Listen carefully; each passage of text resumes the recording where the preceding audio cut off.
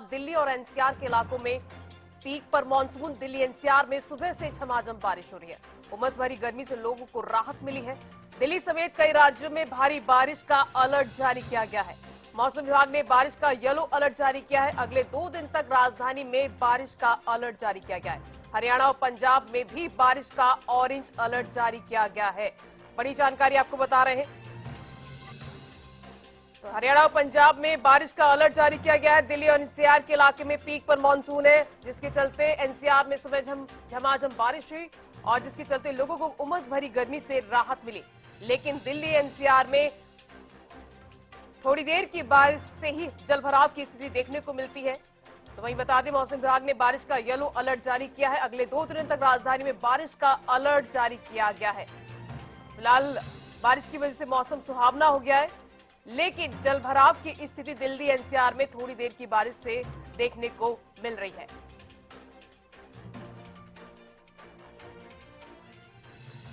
ज्यादा जानकारी के लिए हमारी संवाददाता अपराजिता शरीफ फोन लाइन पर जुड़ चुकी हैं। अपराजिता, मौसम सुहाना हो गया है दिल्ली एनसीआर में और येलो अलर्ट जारी किया गया है, क्या जानकारी है? बिल्कुल, देखिए, अगर दिल्ली की आज बात की जाए तो सुबह से ही, अगर सुबह ब्रह्म मुहूर्त की बात की जाए तभी से हल्की हल्की बूंदाबूंदी दिल्ली में हो रही है। वहीं कुछ इलाकों में, राजधानी दिल्ली के कुछ इलाकों में झमाझम बारिश हो रही है। तापमान की बात की जाए तो काफी गिरावट है, करीब 29 से 30 डिग्री के आसपास गिरावट है मौसम में। तो काफी कह सकते हैं कि मौसम बिल्कुल सुहाना हो गया है दिल्ली का। इस वक्त है जब ऑफिस जाने का समय होता है।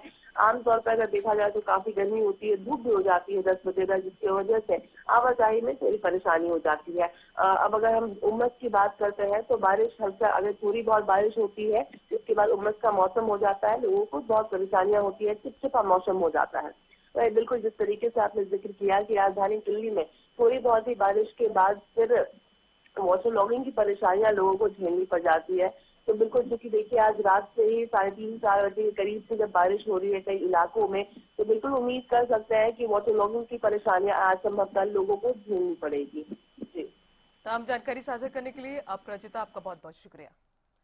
तो आपको बता दें, दिल्ली एनसीआर में सुबह से झमाझम बारिश हो रही है, जिसके चलते लोगों को उमस भरी गर्मी से राहत मिली है। लेकिन वहीं जलभराव की स्थिति भी देखने को मिल रही है।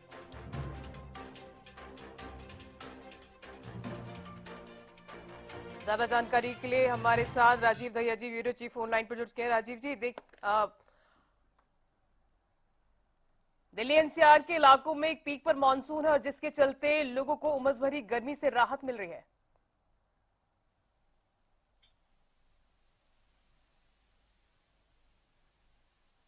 राजन जी, आपको मेरी आवाज आ रही है?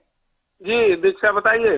जी, मौसम विभाग ने येलो अलर्ट जारी किया है और दिल्ली एनसीआर के इलाकों में। देखिए, बिल्कुल आज सुबह से ही जिस तरीके से हल्की बरसात आई है तो कहीं ना कहीं लोगों को जो उमस भरी गर्मी है उससे राहत मिली है और कहीं ना कहीं जो किसान हैं उनको भी इस बरसात का काफी फायदा मिलने वाला है। बात करें फरीदाबाद की तो पूरे फरीदाबाद में इस समय हल्की बरसात आ रही है और बरसात से मौसम भी काफी अच्छा हो गया है। लोग काफी खुश नजर आ रहे हैं क्योंकि कई दिनों से उमस भरी गर्मी से लोग परेशान थे, लेकिन आज उनको इस उमस भरी गर्मी से राहत मिलती हुई नजर आ रही है। दीक्षा, इसके अलावा बात करें, अगर बरसात तेज आती है तो कहीं ना कहीं लोगों के लिए काफी परेशानी भरी बरसात होती है। पीछे भी जब बरसात आई तो पूरे फरीदाबाद में पानी भर गया था, जिसके कारण लोगों को खासी परेशानी का सामना करना पड़ा था। जी राजीव जी, हमने हरियाणा में भी देखा है कि बारिश होती है, उसके बाद जलभराव की स्थिति देखने को मिलती है और अभी दिल्ली एनसीआर में भी देखने को मिलता है कि थोड़ी सी ही बारिश के बाद जलभराव की स्थिति देखने को मिलती है। जब भी बारिश होती है इस तरह की तस्वीरें सामने आती है, लेकिन तस्वीरें सामने आने के बावजूद भी इस तरह की प्रशासन की तरफ से कोई जलभराव की स्थिति को लेकर कोई समाधान नहीं किया जाता है। तो इसके चलते लोगों को ऑफिस जाने में दिक्कतों का सामना करना पड़ता है। सुबह से ही बारिश हुई जिसके चलते जलभराव की वजह से लोगों को ऑफिस में जाने में दिक्कत आती है। बहुत सारी दिक्कतें फेस करनी पड़ती है लोगों को।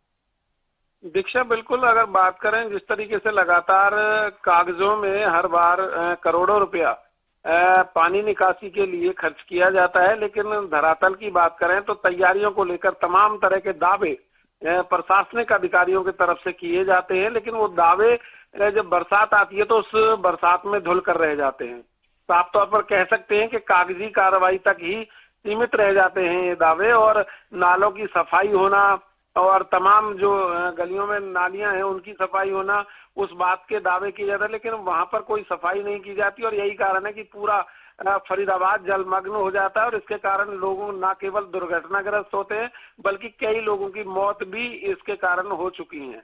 तो लगातार जिस तरीके से जलभराव होता है तो उससे लोगों को अपने गंतव्य तक पहुंचने में भी काफी परेशानी का सामना करना पड़ता है। इसके अलावा तमाम जो रोजमर्रा के काम है उनमें भी दिक्कतों का सामना उनको करना पड़ता है, क्योंकि जलभराव की स्थिति एक क्षेत्र में नहीं है, पूरे फरीदाबाद के अंदर तमाम जो विधानसभाएं हैं उनमें पानी का खड़ा हो जाना, उससे लोगों को दो चार होना पड़ता है उस परेशानी से। और इसको लेकर तमाम लोग जो शिकायतें भी करते हैं, लेकिन उन शिकायतों पर कोई कार्रवाई होती हुई नजर नहीं आती। धरातल की अगर बात करते हैं तो जी दीक्षा। तमाम जानकारी साझा करने के लिए राजेंद्र जी आपका बहुत बहुत शुक्रिया। तो ज्यादा जानकारी के लिए हमारे साथ लाजपत सोनीपत से जुड़ के हैं। लाजपत, सोनीपत में मौसम का मिजाज कैसा है? जी बिल्कुल दीक्षा, देखिए सोनीपत के हाल बेहाल है। आपको बता दूं, नगर पालिका और नगर निगम दोनों विभाग लगते हैं, लेकिन अनदेखी का शिकार आम आदमी होता है। जिसको अपनी मंजिल पर पहुंचना होता है, जिसको अपनी मंजिल के लिए जाना होता है, उनको काफी बड़ी समस्या होती है। देश का करोड़ों रुपए का जो बजट होता है वो कहीं ना कहीं कागजों की फाइलों में रह जाता है। नाले नालियां जोड़ उनकी कोई सफाई नहीं होती, जिनमें काफी गंदगी होती है और उनसे बीमारी भी फैलती है, जिसका आम आदमी को नुकसान होता है। ये प्रशासन और शासन और प्रशासन की दोनों की लापरवाही का कारण जो है आम आदमी भुगतता है। क्योंकि अब आपको पता है दीक्षा की बारिश हुई है तो लाजमी है कि डेंगू, मलेरिया, चिकनगुनिया, अनेक तरह की बीमारी जो है लोगों में फैलेगी, जिसका कहीं ना कहीं खामियाजा आम आदमी को भुगतना होता है। जहाँ कहीं ना कहीं लोगों के लिए जो शासन और प्रशासन की जिम्मेवारी बनती है उनको राहत देना, लेकिन ये नहीं पता लग पाता कि करोड़ों रुपए का बजट जो आता है वो कहाँ जाता है, क्या जांच होती है। क्योंकि जब भी बारिश का टाइम आता है उससे पहले जो नाले नालियां हैं, जो जोड़ है, जहाँ पर बारिश का पानी इकट्ठा होता है, उनकी कोई सफाई नहीं होती। सबसे बड़ी चीज ये देखने को मिलती है दीक्षा, जिस पर पॉलीथीन पर बैन है सरकार की तरफ से, लेकिन धड़ल्ले से पॉलीथीन बिकती है जो खुलेआम पड़ी रहती है, जिससे काफी गंदगी फैलती है। जो पॉलीथीन है उसमें अपना वेस्टेज जो है लोग लापरवाह हैं और वेस्टेज डालकर कहीं भी फेंक देते हैं, जिससे बीमारी फैलती है, गंदगियां फैलती है। पशु जीव जंतुओं की मृत्यु हो जाती है क्योंकि वो भूखे उनको खा लेते हैं तो उनके आंतों में फंसकर उनकी मौत हो जाती है। ये शासन और प्रशासन की लापरवाही है। नगर पालिका और नगर निगम करोड़ों रुपए का बजट जो है लोगों से जो टैक्स का वसूल करती है, लेकिन कहीं ना कहीं जो है दरालत पर आपको कहीं भी काम नहीं दिखाई देगा। सोनीपत में ऐसी स्थिति बन जाती है कि पिकनिक पर नहीं जाना, आप अपनी नाव लीजिए और सोनीपत में ही सैर कीजिए, क्योंकि जिन लोगों को पानी के सफर जो तय करना होता है, रोडों का व्यवस्था होती है, करोड़ों रुपए के रोड जो बनाती है सरकार, वो टूट जाते हैं पानी की वजह से। नाले जो है वो ठप रहते हैं, पॉलीथीन उनमें फंस जाती है। तो ये कहीं ना कहीं नगर निगम और नगर पालिका दोनों विभाग हैं। नगर पालिका जो कुंडली क्षेत्र में लगती है, दिल्ली एनसीआर के बिल्कुल नजदीक है। नगर निगम लगता है वो सोनीपत शहर के अंदर है। लेकिन हालात ये है कि आज आम आदमी अपने आप को लेकर खटका सा महसूस करता है, क्योंकि आपको दीक्षा खूब पता है कि लोगों से टैक्स लिया जाता है, लेकिन टैक्स के राहत कोई भी नहीं मिलती है। अब देखना यही होगा कि बारिश से जो बीमारियां फैलेगी, स्वास्थ्य विभाग के टीम के सामने काफी बड़ी चुनौती रहेगी और लोगों के लिए काफी समस्याएं बनेंगी। रोड करोड़ों रुपए के वो टूटेंगे, जो देश को काफी बड़ा नुकसान होगा। तो इसमें देखना यही होता है कि शासन और प्रशासन अनदेखी का शिकार आम आदमी, और इसमें कहीं ना कहीं लगातार जो है ये भी देखने को मिलता है, जिससे कि जीव जंतुओं की भी मृत्यु हो जाती है, आम आदमी की भी मृत्यु हो जाती है। जैसे हमारे साथी ने फरीदाबाद का बताया जी हालात जो देखने को मिलते हैं। लाजपत, एक तरफ बारिश से किसानों के चेहरे पर खुशी आती तो वहीं दूसरी तरफ लोगों को परेशानियां बढ़ जाती है जलभराव की समस्या की वजह से। तमाम जानकारी साझा करने के लिए लाजपत आपका बहुत बहुत शुक्रिया।